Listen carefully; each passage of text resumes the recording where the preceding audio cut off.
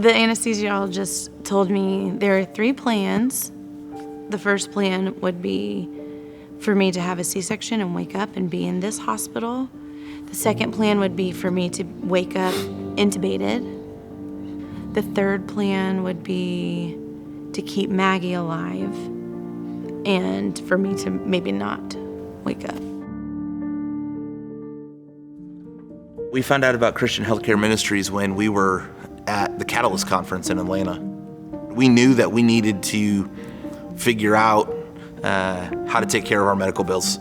And I had never heard of Christian Healthcare Ministries until we saw the booth, and the man that was there gave us a lot of literature, and we wanted to be on the gold level just for maternity needs, because that was our plan, and we wanted to grow a family, and we wanted to do that with a medical sharing network.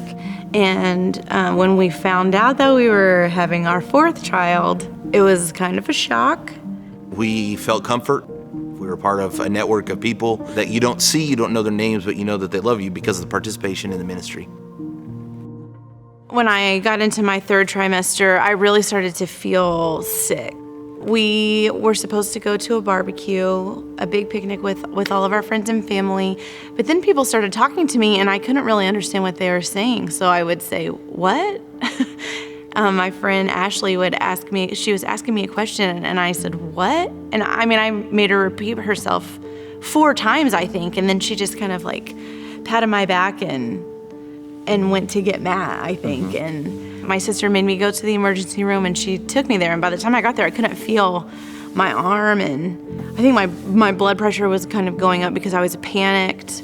And they drew some blood because that's what they have to do, right? If you're in the ER, they had to check things out. So he drew my blood and he got me all set up and he started to draw it and it just spilled on the floor. And it looked like Kool-Aid.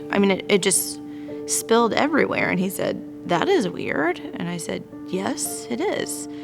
The nurse came in and talked to me and she asked if I had any bruising, and I showed her my big pregnant belly.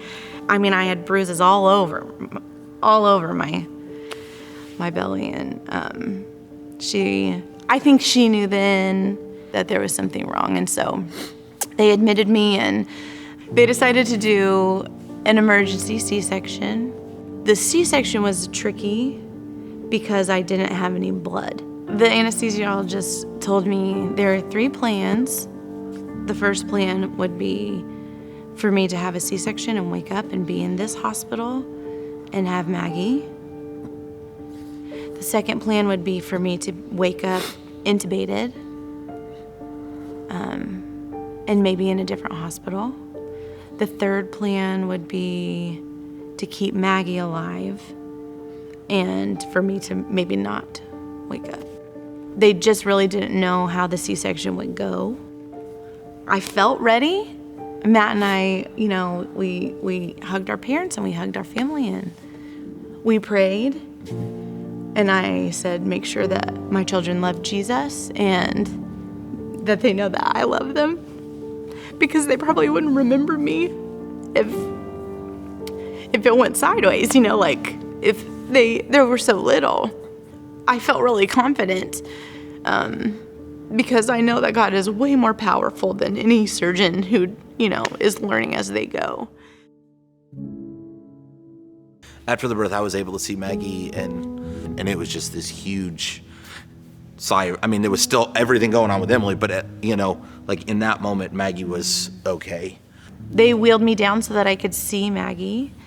And then the next day, they said that I had to go to get a bone marrow biopsy.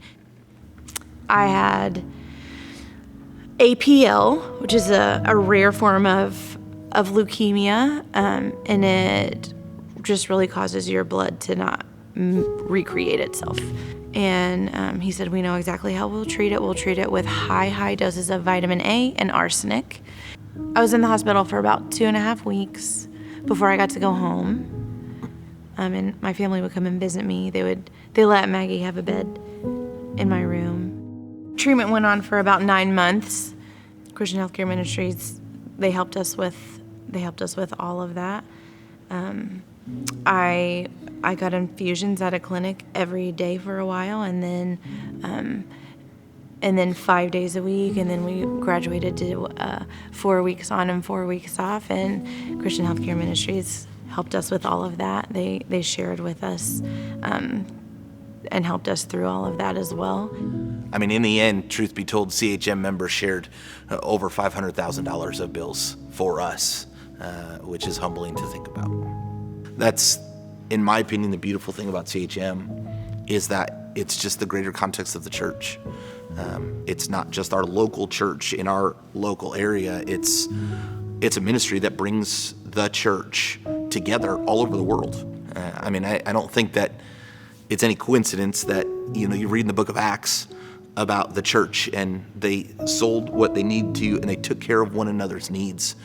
I mean, I see that in the heartbeat of CHM. Like, we contribute to this together because that's what the church does. We just love people, and we don't ask about what the details of their need is. We just take care of the need. And I mean, when the church started, that's what we see CHM do. That's why we were so comfortable stepping into it. It's why we are still a part of it and, love being a part of it, because it's the church being the church, but yet it's also taking care of one another, sometimes in your greatest moment of need.